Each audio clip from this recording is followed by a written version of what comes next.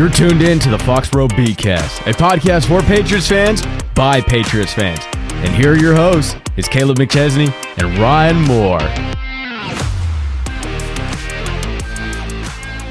Hello and welcome to the Foxboro BeatCast, everybody. I am your host, Kaleb McChesney.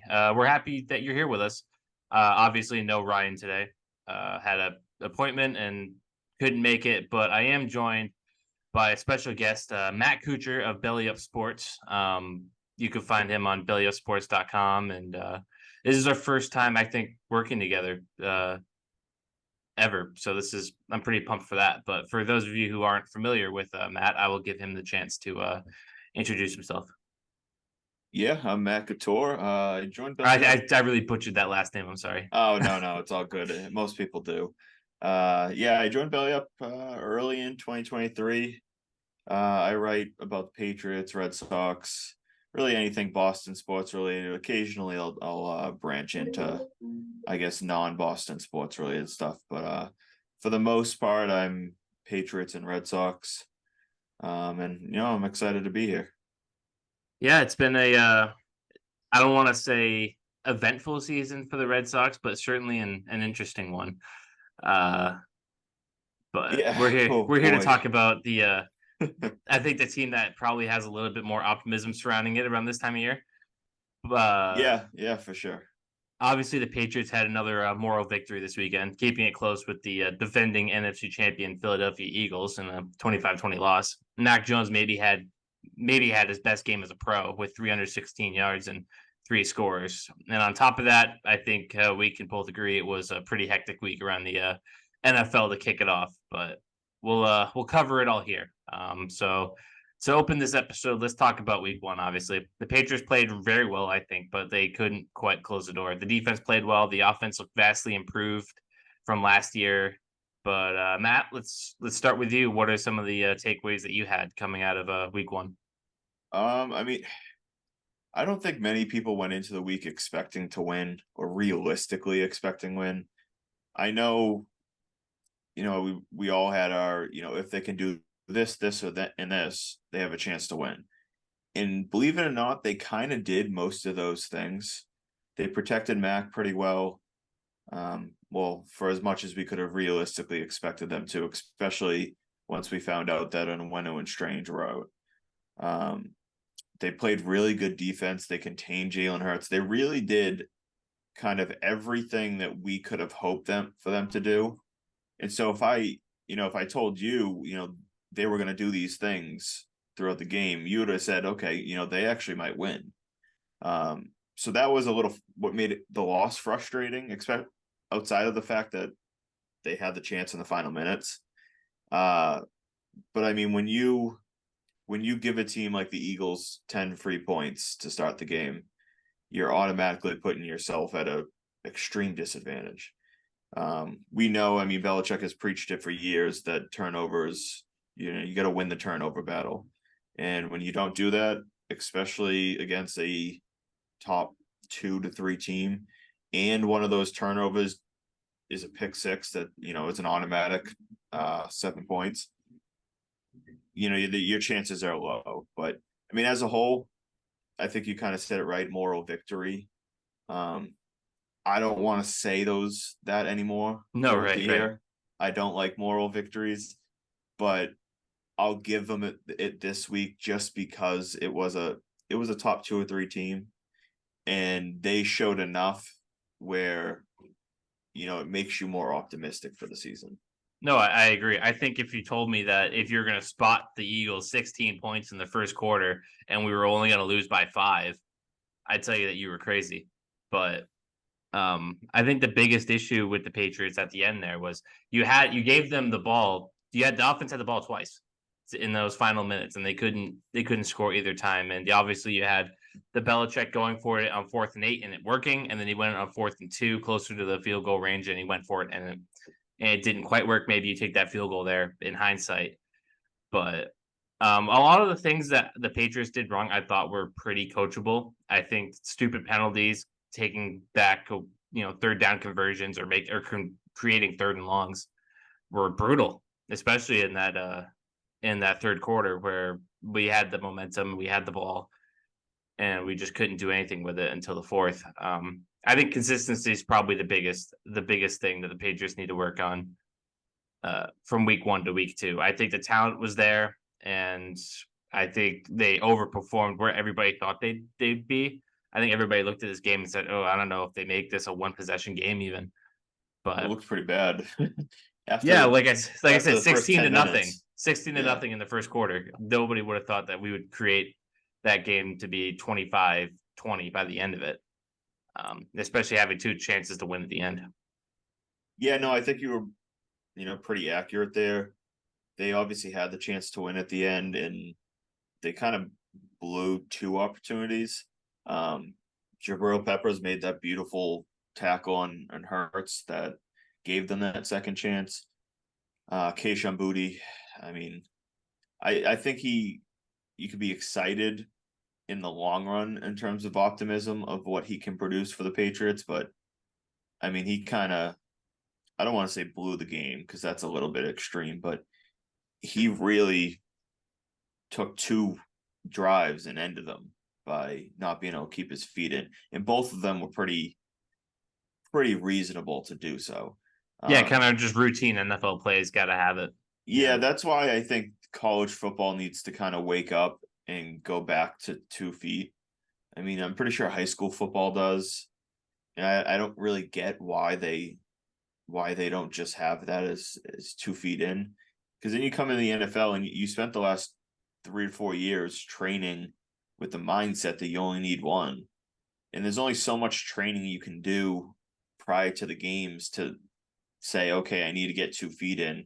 Because once you get in there, it's kind of muscle memory.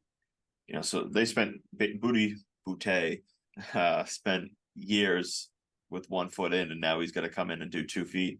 So I give him a little bit of a, I guess, excuse. But I mean, in the end, he keeps his feet in on that 4th down play, and I mean, the Patriots might win that game. No, right. I think, all things considered, the team overall played pretty well. Like I said, it's just consistency. You gotta start from the first quarter and then at the fourth quarter, not just in the middle, because we've been doing this in the middle thing for 2-3 seasons now since Brady left. We can't finish these games as strong as we want to, and we don't start them as hard as we should. I feel like that's been a Yeah, I common mean, thread. I think that's like, I mean, I think that's what really makes a team like average or good to like being a great team is they play more complete football and they play full 60 minutes. And that's something the Patriots have struggled with the last about 2 or 3 years. Uh, it's tough because they played such a good team week 1. It's not like they did that against like a middle of the pack team. If they did that, if we were playing, I don't know, the Pittsburgh Yeah, Steelers, yeah. yeah. If we were hosting Pittsburgh like week 1, like all right, I would be looking at it a little bit differently. And again, I don't like moral victories that much, but if there was ever going to be a moral victory week 1, the Patriots had it. They were very close to winning and beating. They outplayed the Eagles for the most part, probably 3/4 of the game. They literally, the Eagles didn't do anything special in the first quarter. The Patriots just handed them the football. Right. And so it's kind of like, they outplayed a top 3 team for most of the game. It just has to make you optimistic that the defense can play like this for the rest of the year. And if they can play like this, they can beat any team. So that's kind of the mindset going in past this game, is that the team played very well. And then on top of that, Mac Jones, as you mentioned it, this might have been his, I mean, take away the interception. That was a bad throw. It was high and away on Bourne. It went off Bourne's fingertips, and if he doesn't touch it, it might not be intercepted. So it's not like it's 100% the interception No, itself. there's a blame pie to go around. Yeah. Yeah, but I mean, for the most part, I mean, it was a bad throw. But I mean, you take that one throw away, and he played good football. I mean, even like we talked about with like the Boutte throws, those are dimes. Those are beautiful throws. Jacoby if Myers make sure he gets his feet down on those passes. I mean, yeah, I mean, definitely. So it's just optimism, I think, and I mean that's just kind of my mentality for most things. Is you look at the bright side of things instead of being so negative. Hard to And do so in this sports town. We're pretty negative people. holy crap, it's yeah. I mean that's what makes ratings for a lot of people. But I mean that's just not really who I am. I'm gonna look at the positive spin of things until there's like nothing positive to look Right. at. So I mean they had a solid week 1 for as much as they lost, so it's good optimism heading into week 2. Oh, yeah, no, Patriots fans probably should feel a lot better than Eagles fans do after that game. Yeah, tell that to like the PFF power rankings. Where do they have us? I want to say PFF has us at 22nd, and they dropped us 3 spots. And then I saw an NFL, I want to say an NFL.com one that has 27th. I was like, we're a bottom 5 team in the NFL after going toe to toe with the Eagles. Okay, we dropped the Giants dropped 3 spots and they got shut out by the Cowboys, and we're over here. They dropped us 3 spots when we were very close to beating the Eagles, and after we handed them 10 points.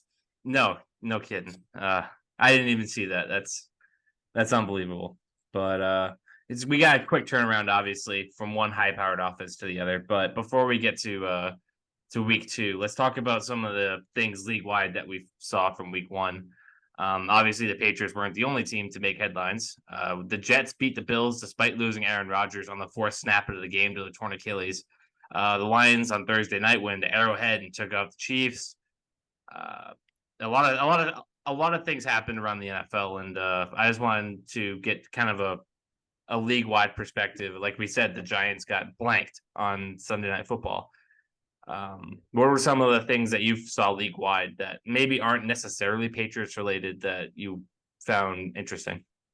Yeah, I mean, San Fran's continue to show that they're going to be the real deal. Dallas showed, I mean, to an extent. I mean, the Giants just, holy crap, did they just lay an egg? Unbelievable. Everything that could went wrong did. Yeah, I mean, the Cowboys really didn't do much, so I'm not going to give them a ton of credit. When I mean they were just like handed to touchdown after touchdown. But I mean, they're going to be a good team. We saw with the Eagles. I mean, they had some struggles. On the AFC side, I mean, Aaron Rodgers going down like really opens up the AFC East, especially like when you talk about like for the Patriots, like when we were looking at their schedule, like going to game by game. I mean, the Giants, everyone was splitting at best. I mean, excuse me, the Jets. Everyone was splitting the Jets games at best with Aaron Rodgers there. Now I think you expect them to win both games. On top of that, Josh Allen has 37 turnovers. I want to say turnovers. He has 20 interceptions, 17 fumbles. He didn't lose all of them, but 37 of those over the last 19 games of his career. So the start of 2022 season, I can understand why Stephon Diggs might want out of Buffalo. They looked pretty crappy. They were abysmal. I mean, you lose to Zach Allen. I mean, oh God, Zach Wilson. I mean, especially the way they lost, because like it's one thing if you lose like when he had full week prep as a starter. Not only did he not have full week prep, but like the Jets were probably in like misery in that first half. After losing, when you just signed Rodgers to a $55 million contract, giving up all those assets for him, and he tears his Achilles on the 4th snap. Yeah, the players, the coaches, like the whole crowd, everyone was just in utter shock.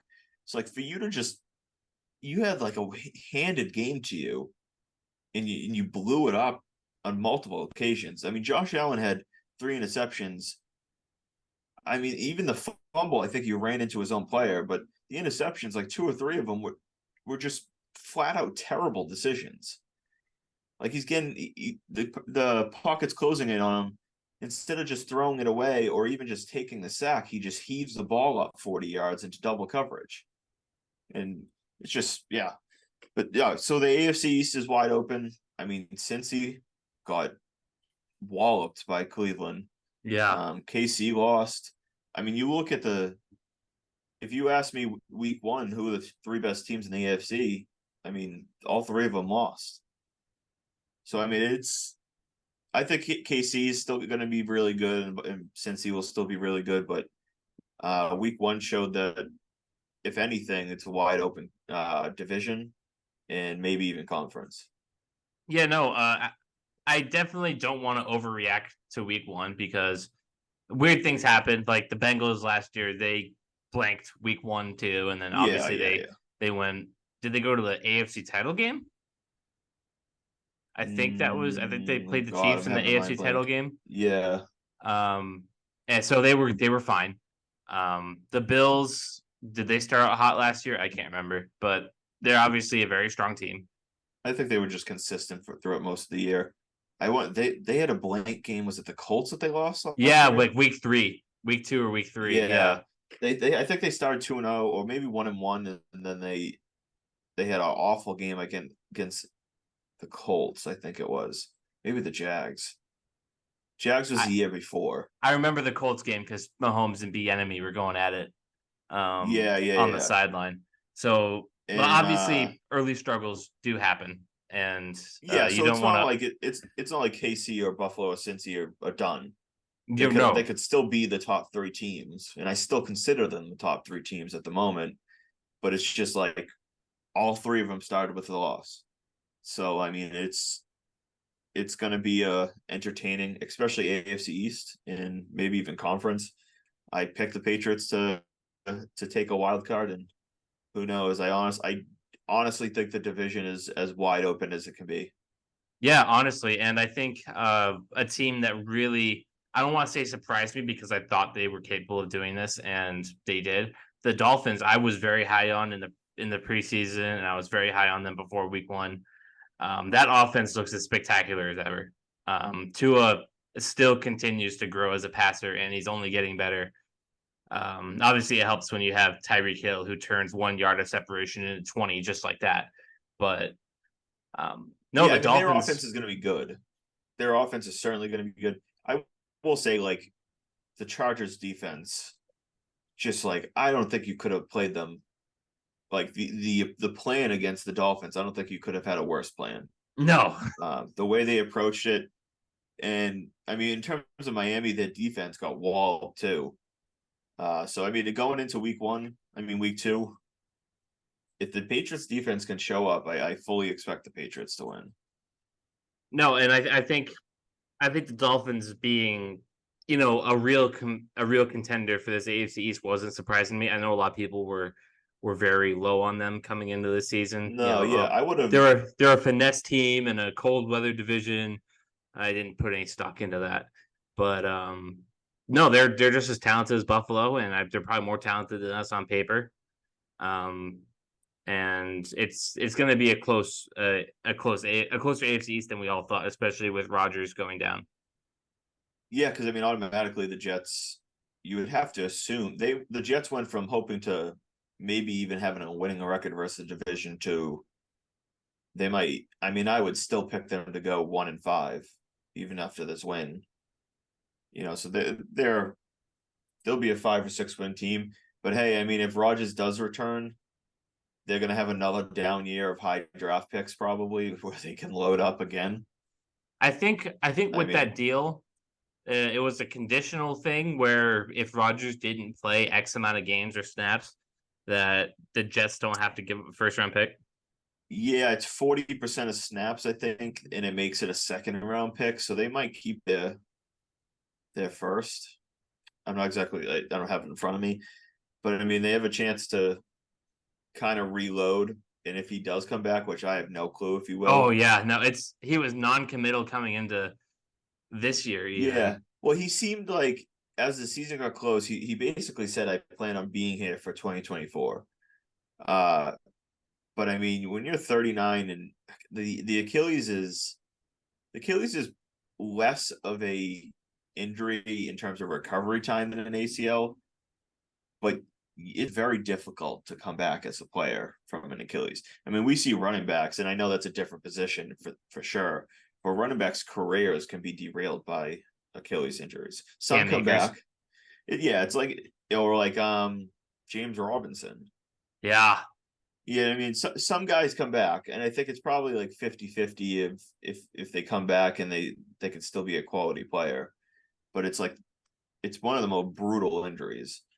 And so I don't know if at the age of 39, Rodgers is going to be wanting to go through the whole process to play next year, but I guess we'll have to see. So looking a little bit ahead, week 3, you're expecting the Patriots to take the W in MetLife?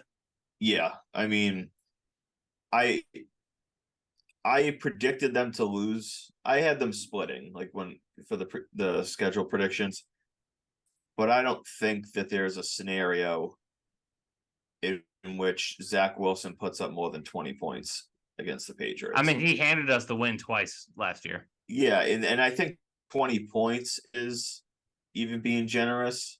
I would be really surprised if they put up more than like 14 to 17. And so it really comes down to the offense, and the Jets have a good defense for sure. I could see like a 20-13 win, something like that. How we usually beat them in the post-Brady era. Yeah. Yeah. And so I don't know if there's going to be a single team that the Jets face all year where I'm like, okay, that's definitely a win with Zach Wilson. Hey, who knows? Maybe he improves this year. He didn't look great yet. He didn't look great Monday night. But yeah, I mean, the Buffalo Bills just kept handing him the ball, and he could do as minimal. He looked like the same Zach Wilson as last year. Yeah, he'll make one good throw, and then he'll make 2 bad throws, and then he'll make one good rush and throw an interception. It's just, I mean, for a second pick in the draft, holy crap, he looks like a complete bust. Yeah, and I think everybody was hoping that he would learn a little something under the Aaron Rodgers tutelage, and I think Hard Knocks showed that Rodgers was giving him some tips and he was giving him some pointers. And I don't know, Zach, he doesn't look any different than he did last year or the year before. Like, I'm not seeing any growth. In the end, like, you can only learn so much.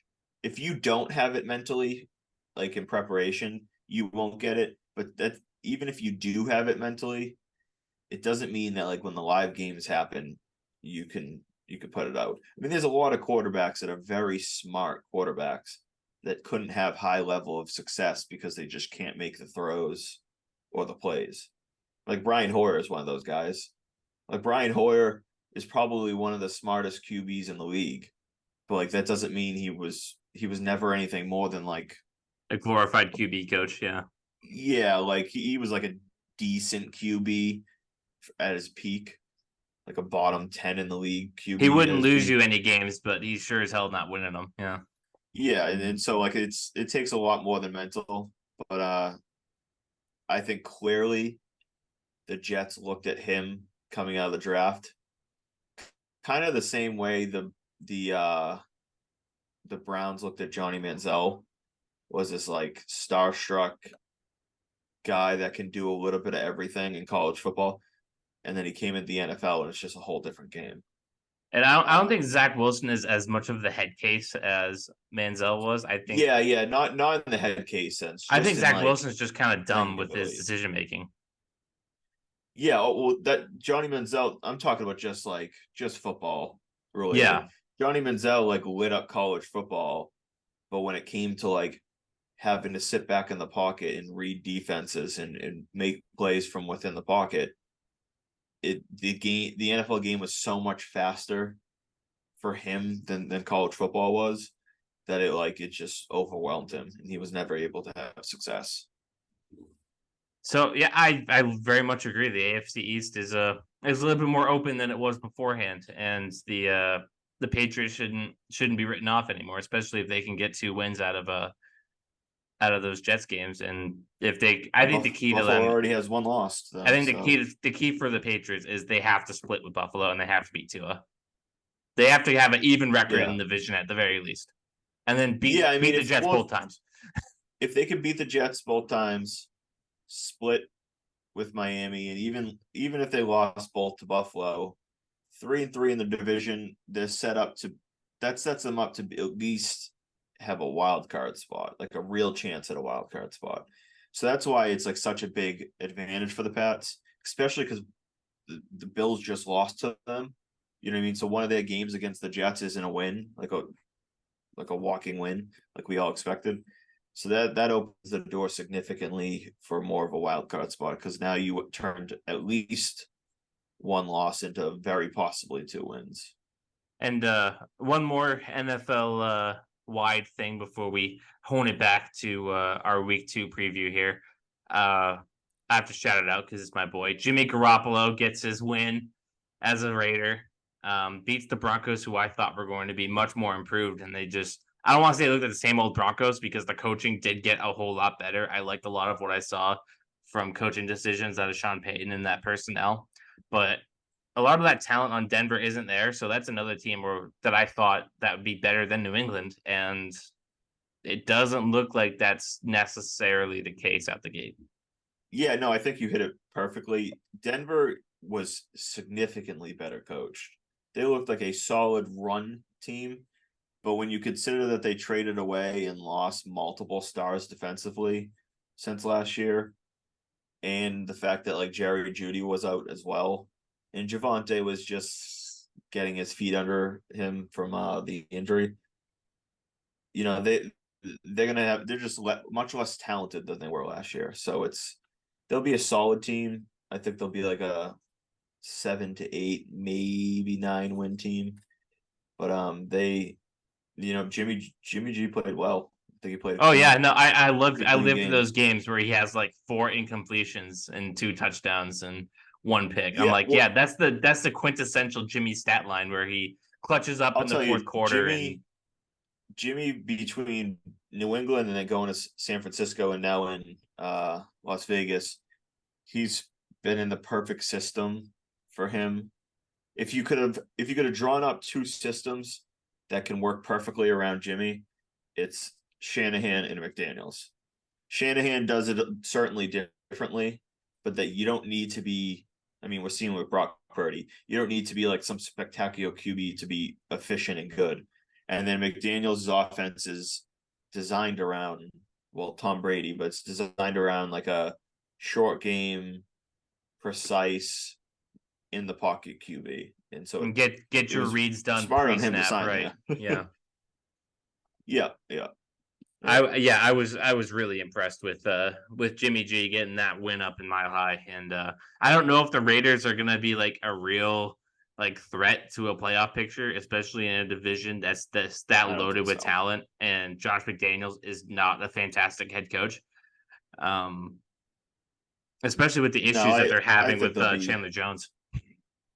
Yeah, I think they'll be similar to Denver. They'll be like a 7 to 8 win team. Well, that's the thing with Jimmy. Like, he might not be like the most fantastic, QB talent out there. Like, he certainly has his limitations, and God forbid he gets hit. But he wins his games.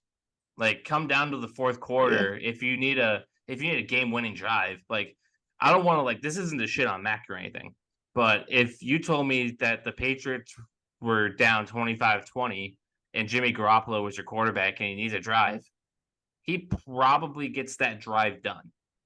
One of those 2 times. Yeah, at the moment, I'd probably be more confident with Jimmy. And obviously, Mac's upside is there, but it's just like, I need to see him do it.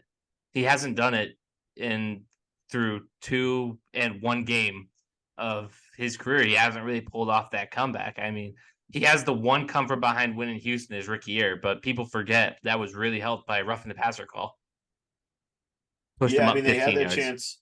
They had their chances this weekend, so I think he'll be in at least a few more of those spots this year. I expect the Patriots to just compete with basically every team. So I think there'll be a lot of close games, and it's just a matter of, are the Patriots going to be the Vikings of last year where they can win a lot of the close games, or are they going to be a team that, you say they lost 7 out of 9 one-score games, and that's why they didn't make the playoffs? So it comes down a lot to the final few minutes, and Mac needs to improve on that. Yeah, and obviously he had a great game, and we're not going to take that away from him because that is really good for us Mac Jones fans. But obviously, we're looking for just a little more, kind of break that that glass wall and keep I said he pushing. was going to be a clutch Kirk Cousins prior to the draft, and he hasn't shown the clutch part.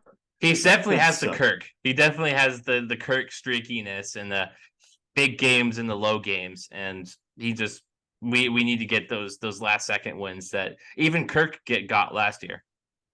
I think yeah, Kirk showed and a little bit of we clutchness that we didn't see beforehand. I mentioned it like at one point earlier here where we talked about like what we saw from the Philly game.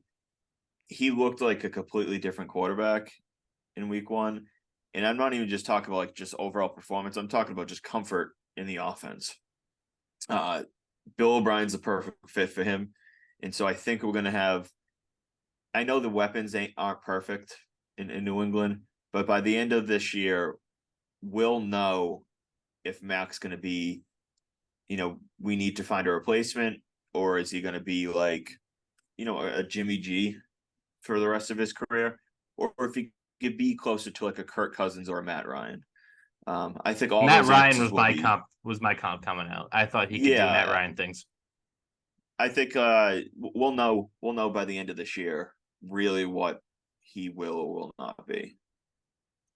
And to segue, since we've gotten right back into Patriots talk, that was a fun NFL roundtable. But the Patriots were bringing out our red throwbacks this week. Love those jerseys to death, by the way. Permanent home jerseys. It's my petition. Absolutely. I am for that. Bring those jerseys, but then somehow fit that with our current logo and helmet.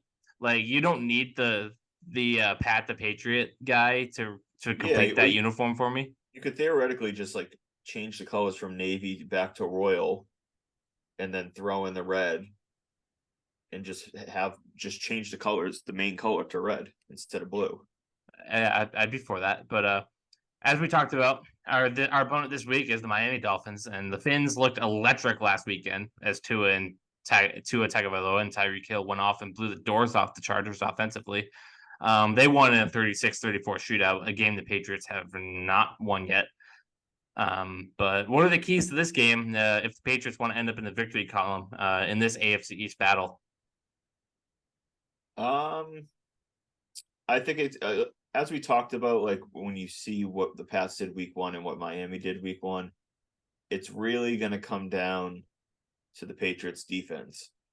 Are they going to be the defense of last year where they beat up on the bad QBs and didn't get like demoralized by the good QBs, but they were okay at best against the good QBs. Not that I think Tua is like anything special. It's more just the offense as a whole.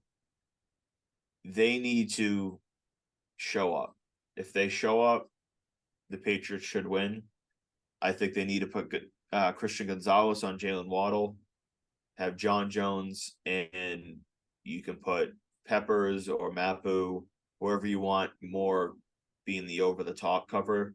I was very, very impressed. I thought the free safety position for the Pats were going to be. Oh, I was terrified. Weakness. I was terrified. Yeah.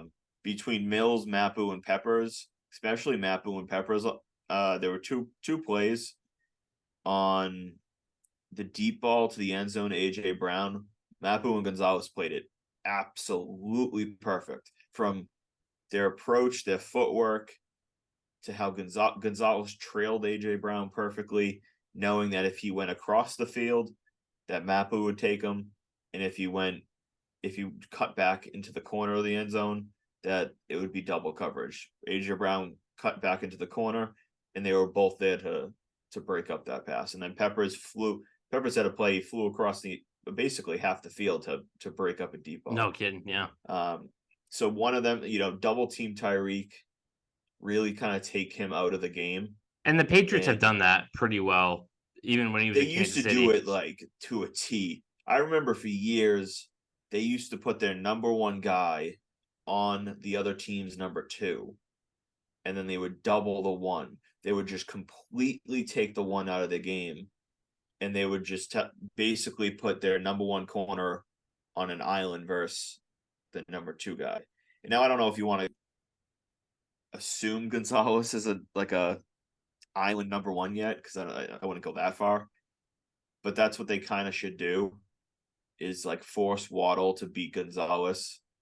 Don't let Tyreek Hill, take you over the top and they learned their lesson beat you pretty that quick way. with Tyreek in Kansas City, especially that Yeah, first and year. they've been better over the years. I mean, they've limited. I forget the numbers exactly in front of me, but they've limited him, and by limited I mean like haven't let him completely take over. Yeah, A he's game, not going to kind of have like the he did last 200-yard week. game against us like he might other guys. Yeah, if he is 7 catches for 80 yards or 5 catches for 80 yards, like I'll take that. I'm not like you. As It's opposed to what he'll probably do the rest of the year. Yeah. yeah. I'm probably okay with that. And so that's really what the focus is. I'm not really worried about the Miami run game. They'll be okay. I trust the Patriots front seven, who seem to be really. I mean, they played really well as a whole.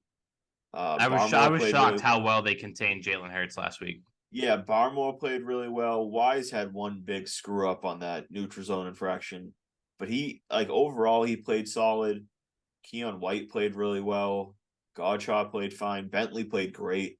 That was one thing that I didn't really see watching the game in real time, but when I went back and looked at the all 22, man, people undervalue that guy tremendously around here because they're so focused on like this is a passing league now, and why do the Patriots have a thumper type of linebacker? And just watch him play.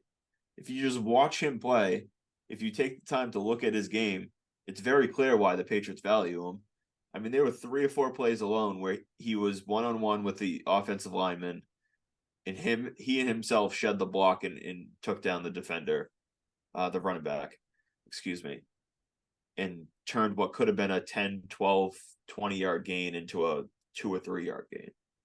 But that's really what it's going to come down to, is they have to bracket Hill up top, put Gonzalez on an island with Waddle, and obviously I wouldn't say island. You can offer plenty of help too, but if Waddle beats you when Gonzalez once or twice throughout the game, so be it. Just don't let Tyreek Hill run crazy. I think Gonzalez played pretty well against Devontae Smith too. Like he had his moments where Smith just beat him, and that's just an He was NFL on rookie AJ getting his Brown for knocks. But I think he was on AJ Brown a little more than Smith. oh, was he? But they mix and matched him, like that deep play with Mapu that I was saying. That was on AJ Brown. Was the 4th down stop on Smith or Brown? I think it was on Smith, but It might have been. now that you're asking me, I'm like, maybe that was AJ Brown. He was a little muscular. But yeah, I want to say it might have been AJ Brown, off the top of my head. But I mean, I know he had some plays where he got beat by Smith or Brown, and then other plays he really stepped up. And I'm like, okay, well this is the corner that he's going to be a start, and hopefully he develops a little more consistently as he kind of goes on. But I was really impressed with Gonzalez as a debut, especially after that preseason where I was like, oh, this could be ugly. For a rookie. I mean, I don't care if you're the number 1 pick or the 17th pick like he was, or a 2nd round pick. Like your first game in the NFL going up against AJ Brown and Devontae Smith, and to hold his own the way he did, especially that 4th down play. Yeah, unbelievable. I thought when he threw that over the middle, I'm like, oh, Gonzo's not going to get there. Yeah. And Just he tackle played him. well. The rookies as a whole, I mean, Colin Cowherd came on his show on Monday and goes on a rant about how Bill Belichick shouldn't be in charge of the draft anymore because he's not surrounding Mac with enough talent. Offensively, I mean, he has a point, but I'm not complaining about Gonzo and Keon White. And on top of that, it's not really that much draft related.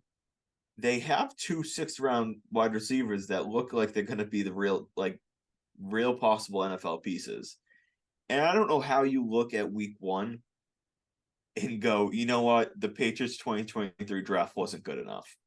I mean, like how do you possibly look at it like that? Nah, especially after 1 week. Let's give it some time to well, really see. Gonzalez and White both look great.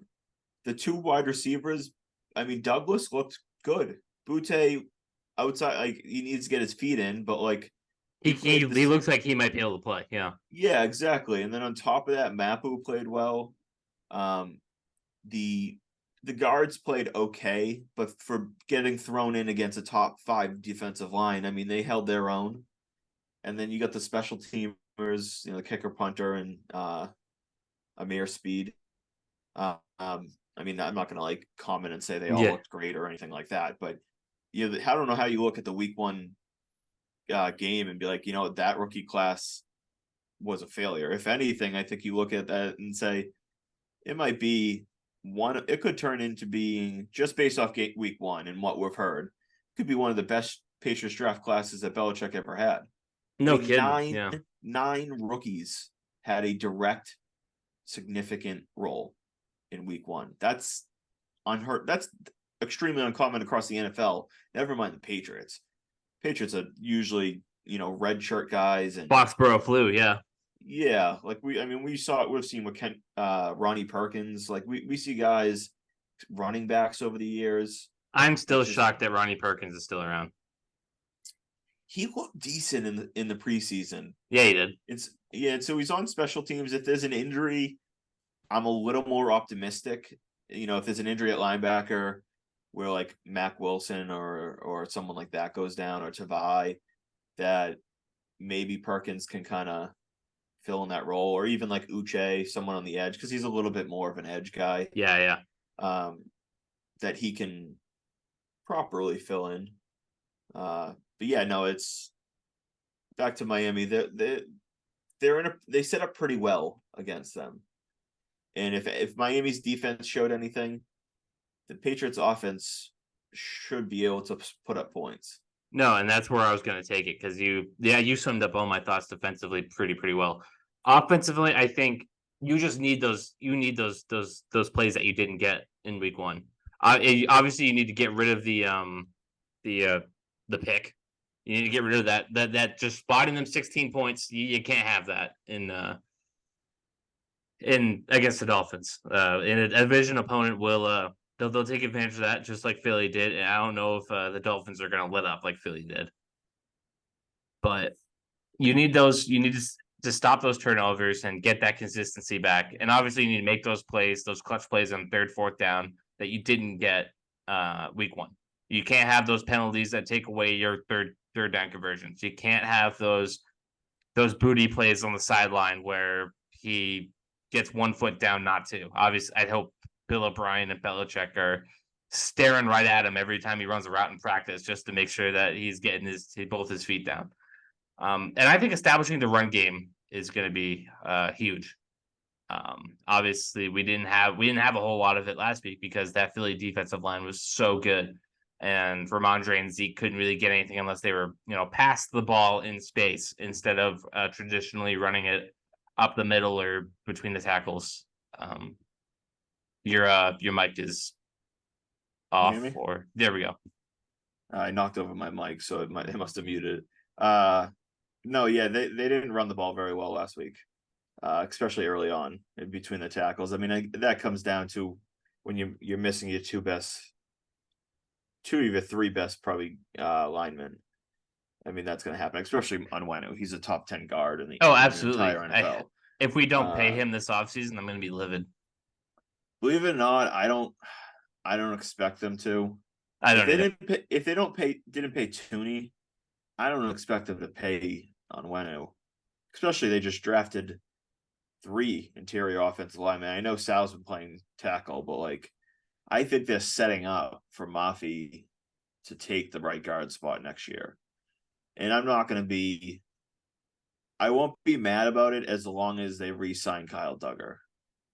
Okay, if you told me to pick between Onwenu and Duggar, I'll take Duggar. But yeah, and maybe even Uche. I posted about it prior to the season that Onwenu, I don't think will get paid. Duggar, I do think will get paid by the Patriots. And Uche doesn't really have much incentive to sign right now because like his market right now would be like, I don't know, a 2-year deal for Yeah, he's only decent had money. one great year. Yeah, so if he wants to bet, he could cash in, I guess, now and play it safe. Like he doesn't have a lot of incentive to not test what he can do this year and try to drive up his market. Because if he has a great year, he's looking at 3, 4, 5-year deals somewhere in pretty big money. We see the money for edge rushers is pretty ridiculous. No, absolutely. Uche had a great year last year. He had like 11 sacks. He went tit for 10 tat games. tit for tat with Judon late in that year. But he needs to grow a little bit more consistently, and he needs to He develop some looked a ability in little the run defense lost. too. Yeah. He didn't really look that great in week 1 overall. They didn't really use him as much. I think Keon White's taking some of his snaps away, and so Well, Keon White, I think, sets an definitely edge better interesting. than Uche does. If I'm Uche, I'm pretty pissed off. I'm gonna be honest with you. Like this is your contract year.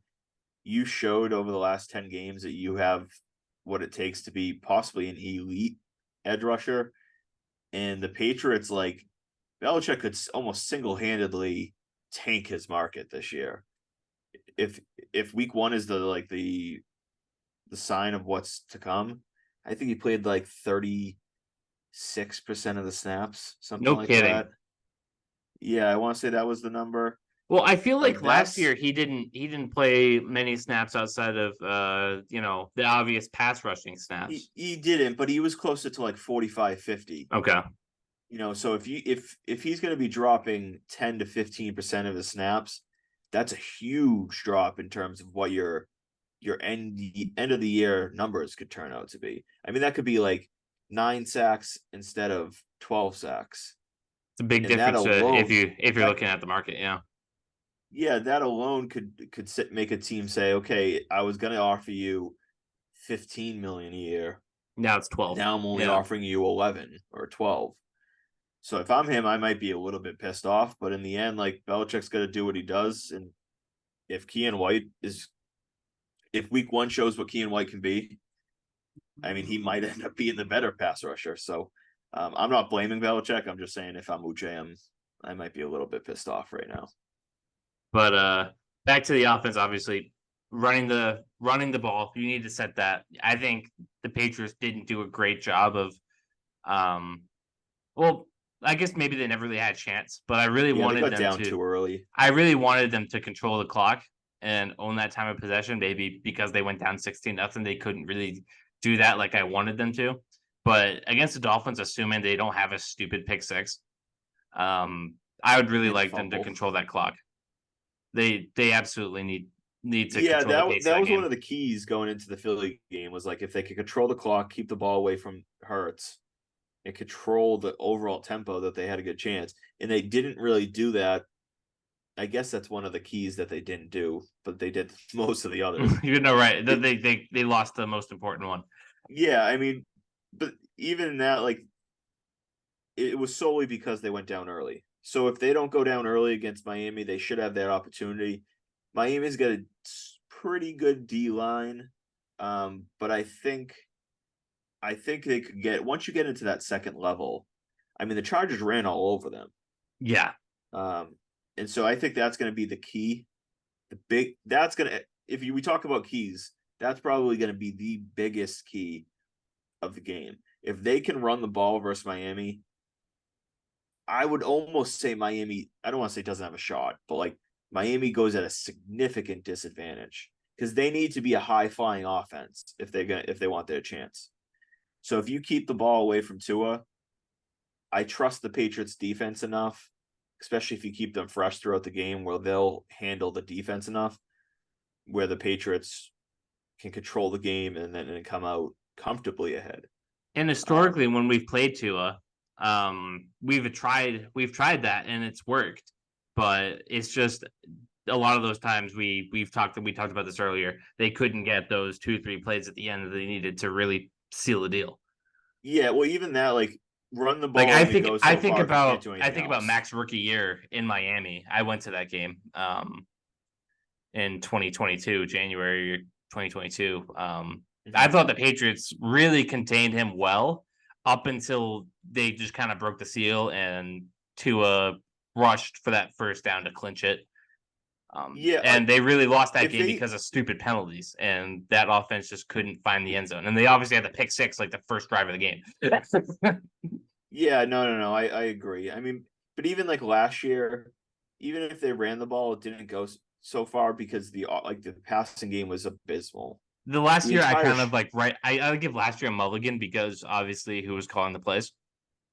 Yeah, I mean the offense as a whole was a disaster last year. So it comes down to I trust Bill O'Brien to have a proper game plan. I think almost every game that they play in, the focus is going to be to try to get the run game as I don't want to say the focal point of the offense, but they want to have a run first offense, especially with Mondre and Zeke. I mean, that's a nice 1-2 punch where if they could be having 25 to 30 rush attempts a game between the two of them, and they can go for 150 to 200 yards every game, I mean, they're going to be with that defense, they're going to have a chance. So that's how they need to attack Miami offensively, just run the ball down their throats.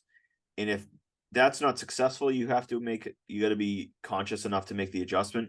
But if you can do what the Chargers did with the run game, I trust Mac to be able to handle himself in the sense of just do what you're supposed to do. Be a The game pressure manager. the pressure isn't there like it was last week. If the run game gets going, he's not going to be throwing it near 50 times. Yeah, and I mean he threw the ball like 50 something times, 52, 53 times. If he doesn't have to do that, because it got to the point where Philly knew they were passing a lot. So if you could control the run and make yourself less predictable on offense, that's going to open things up even more. And who knows if Parker's back? God Parker's hope not. so. He's no stud, but I think he'd take most of Boudet's snaps. And I mean, it's kind of fair to say maybe if Parker was out there week one, they might win that game just based off the two plays to Butte. Yeah, they just run the damn ball and let Mac essentially be a game manager in this type of game and just don't turn the ball over, be efficient, and they can put up points. So I'm predicting a 27-20 win. Ooh, I'm bringing out the prediction early. Yeah. Oh, if I was supposed to keep Don't, that, my bad. Yeah, keep it in the back pocket. Yeah. But no, I agree. I think the Patriots have a real solid shot of winning it too. And I think when you play the max strength like that with an efficient offense and you don't make him obviously he showed that he can play up. And I think he showed a different level that we hadn't really seen with those 3 touchdowns, 300 yards. He looked really, really good. I don't want to say game changer good, but he was one of the best quarterbacks playing on Sunday, and I don't think anybody would really argue with that. But I think they just need to limit the amount of limit the times where he has to go out of his element. You know what I mean? Be the hero. Yeah, he doesn't need to have hero ball. I think when you have a good team oriented offense, that's how you get the best out of Mac Jones. Yeah, well, their biggest deficiency on Sunday was running the ball, and that was supposed to be our biggest strength. Yeah, that came down to the offensive line being hurt, and I just don't think Stevenson was still 100%. He didn't really run the ball that well. And obviously, the Eagles have a great D line. So I mean, if they can get back and be a run first team with this defense and the improvement we saw from Mac, the season's significantly more optimistic than what it seemed or looked like going into week one. Right, and obviously, no more moral victories, just the victory. Yeah, we're done with that. We gave them one after going forward. I don't think there's any more moral victories. No, not at all. But to close this show, obviously every week I plan to do this, and obviously Ryan's not here, so there's nothing to really keep track of. But Matt, I guess that you can play this game along with me if you want to. All right. Week 2 pick'em. In week 1, Ryan and I tied with 10 games correct, but Ryan won the tiebreaker of the points total because he had the lesser number, and it was 32 points on Monday Night Football. Something like that, yeah. But we're on to week 2, and Matt's here with me to run through it with me. So without further ado, let's talk about it. Week 2, Thursday Night Football. Minnesota is going to Philly to take on the Eagles. Who you got winning that game? And if you have a justification, go for it. I have Philly. I just think Minnesota just isn't nearly as good as they were even last year. They lost some major pieces. I took them under 7.5 wins this year. So I think Philly, even if they looked kind of meh, against New England, they should handle Minnesota pretty convincingly. I too took Philly. I'm not as low on Minnesota as you are. I think that they're a really solid football team. I don't know if I would have said under 7.5, especially when they got Brian Flores coaching that defense now. But yeah, they won't be terrible.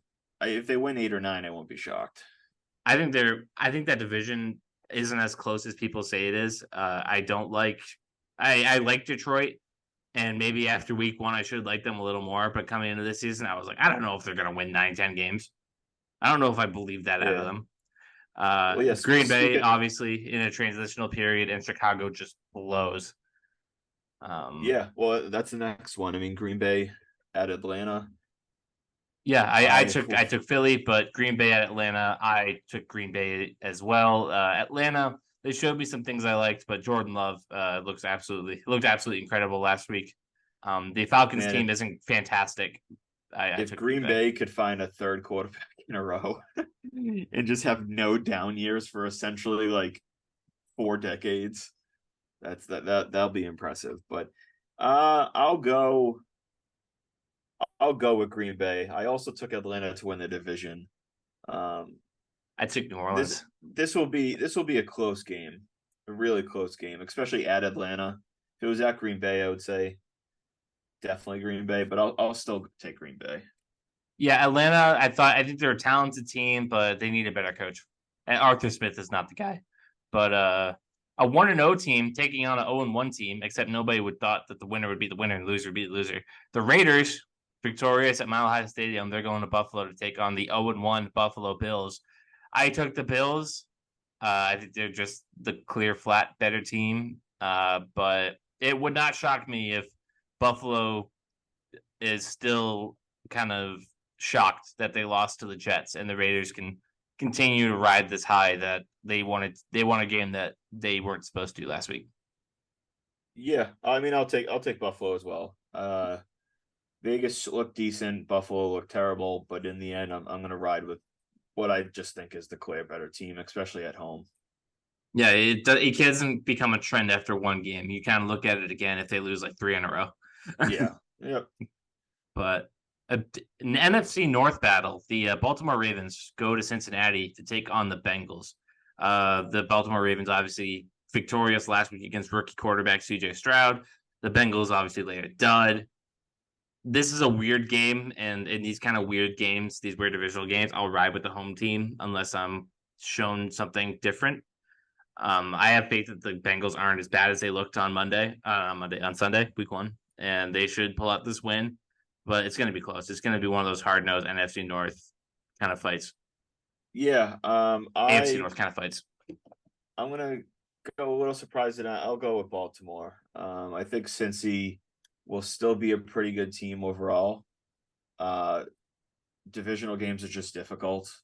I think Baltimore's playing better right now, and they look much more efficient week 1. I know they played, I think it was Houston, but I think that they can squeeze out this victory, take advantage of a slow start from Cincy this year. And up next, the 0-1 Seattle Seahawks. I did not expect them to come out the gates as slow as they did. They're going to Detroit to take on the 1-0 Lions. Coming into the season, I was super high on Seattle. I don't feel the same after what I saw week 1. And the same goes for Detroit. I did think that they were going to be great week 1, and they were. They looked like one of the better teams. They look like a team that's really ready to take the next step. I'll take Detroit at home in the Metrodome after beating the defending Super Bowl champions. But if you disagree, feel free. No, I agree. I think Seattle, like, I don't know what Geno Smith really is or isn't.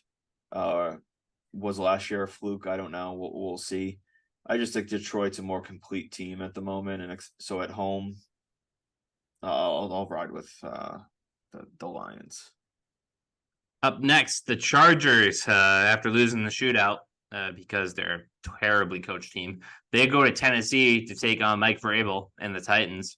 They obviously lost 16-15 in New Orleans. Brian Tannehill threw 3 picks.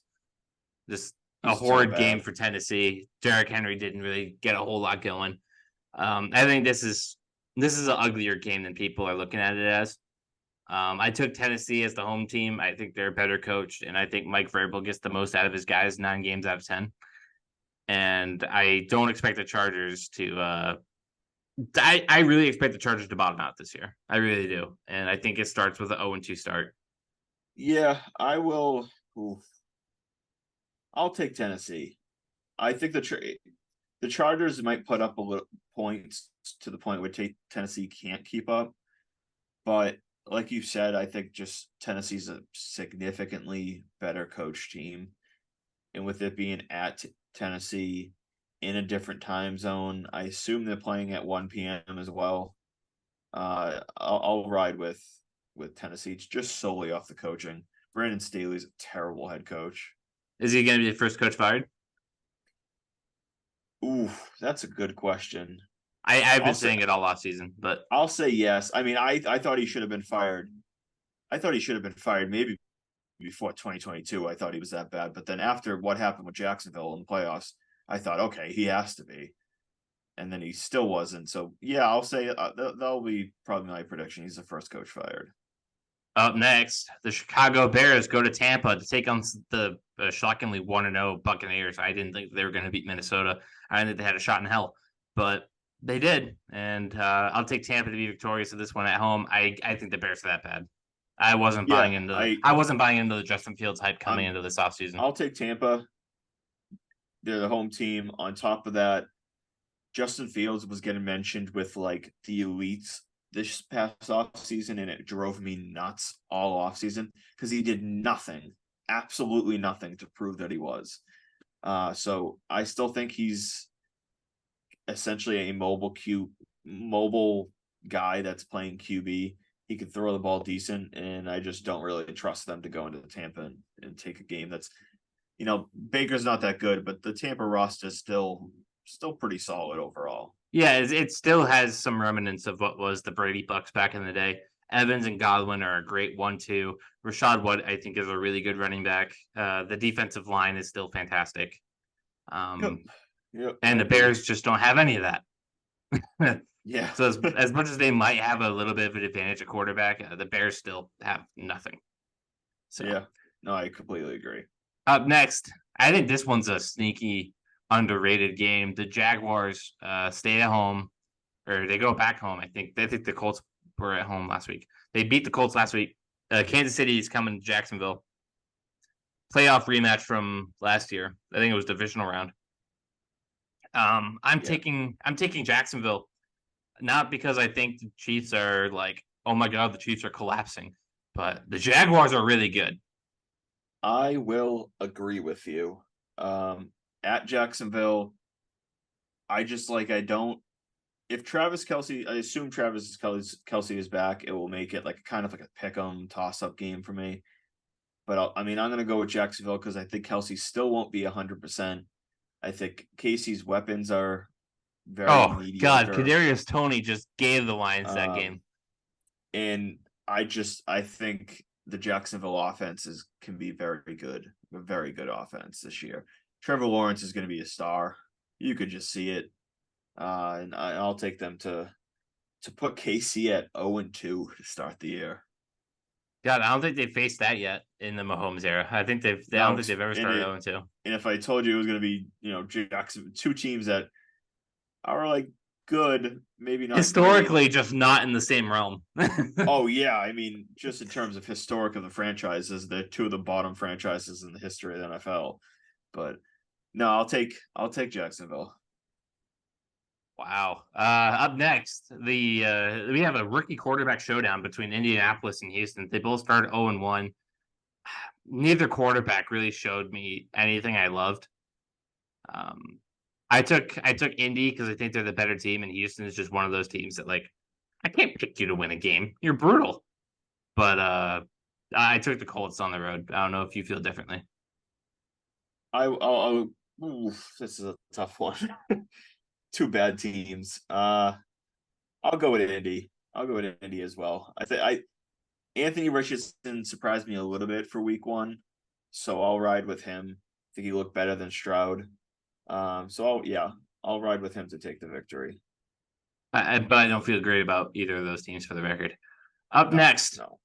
Kyle Shanahan versus Sean McVay. Again, I don't think Sean McVay's won any of these games besides that NFC title game. I'm taking the Niners solely because of that. I think Shanahan kind of owns them. I don't know if that Rams team is really that good. They were better than I thought they would be, obviously. They'll be a decent team. Like they'll be competitive in some games, but the roster is dismantled for the most part. They'll have Stafford will keep them in games, but without Cup, no, I think San Francisco could wallop them. It's a division game, so I don't expect it to be a wallop, but it'll be. It's not. I feel pretty confident about the Niners' chances there. Up next, after the Giants got 40 spotted on Sunday Night Football, they're going to Arizona for a layup against the Cardinals. The Cardinals they're obviously tanking here, and they're not going to be good. They aren't good. I don't have any faith in Josh Dobbs to make this game competitive. That roster is just brutal. Give me the Giants. It's not going to be close. Yeah, I'll take the Giants. The only thing I'll note is I think Andrew Thomas is banged up. If Andrew Thomas is out, Neal, is it Andrew Neal? The Evan Neal tackle. Evan Neal? Evan Neal. Yeah. He looks like a massive bust of a pick. He looks atrocious. So if Andrew Thomas is out, then it will be a sneaky possible upset. But at the moment, I'll take the Giants. Next, the Zach Wilson Jets going to Jerry World to take on the Cowboys. Another game I don't think is going to be really close at all. I think there were a lot of high expectations for this game, which is why it's in this like 4 p.m. window. It's going to be on that prime slot. I don't know if it's Fox or if it's CBS, but it's going to be Dallas, and I don't think it's going to be close. I think you might see another 40-0 blowout. Yeah, just how demoralized that team might be. I don't see the Jets putting up nearly enough points. So, I'll take Dallas, maybe something like 24 to 13 game, something like that, 24-10. The Washington Commanders, they're going to Denver. Another game I really don't see it being that close. I think Denver is vastly the superior team. Washington tried to hand Arizona their win in FedEx Field on Sunday. I can't see it. Give me the Broncos. Yeah, I'll take the Broncos as well. I do think Washington's a little better probably than you do. I think they're going to be a competitive team because I think Sam Howell's a decent quarterback. But at home, Russell Wilson looked improved. I'll ride with Denver to take that victory. We're going to skip Miami and New England for last. The first game of Monday Night Football, the Saints are going to Charlotte to take on the Panthers. I, again, don't see this being a really close game. I didn't love what I saw out of Bryce Young on Sunday. I really think that was a game that they should have won. I'm not as high on the Falcons as you are, obviously. I think that they're the second best team in that division behind the Saints. I think the Saints are the most complete, and they have the best quarterback. So, tie goes to who has the better quarterback. Yeah, I think New Orleans are the best team. Part of the reason I took Atlanta was just odds. I'll take the odds. I think they were plus 210. Oh, wow. Yeah, so I'll take New Orleans. I think they're just, like you said, a more complete team than Carolina. Carolina may develop over the year to be a decent team, but right now, I don't think they're in year one of a rebuild. You can't have too high expectations for them. They brought in like guys like Thielen and Chark and Sanders to try to like help Bryce Young, but all those are like average pieces at best, and their offense as a whole isn't very good. So I'll take New Orleans. And then the final game, they're playing these games like an hour between each other. Like that Saints game is starting like an hour before Cleveland, Pittsburgh. I don't understand where they thought that this would be a good idea for TV, but I don't know. Whatever, you roll with it. The Browns are going to Pittsburgh to take on the Steelers. I am taking the Steelers. I'm not huge on Cleveland, even though they did impress week 1 against the Bengals, who I think are just week 1 pretenders usually.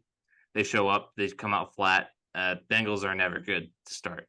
But these AFC North battles are tough, and I think the Steelers are the better team, to tell you the truth. Might be a hot take. I'll take the Steelers. No, I agree. I predicted the Steelers to be a pretty good team. The offense just looked not.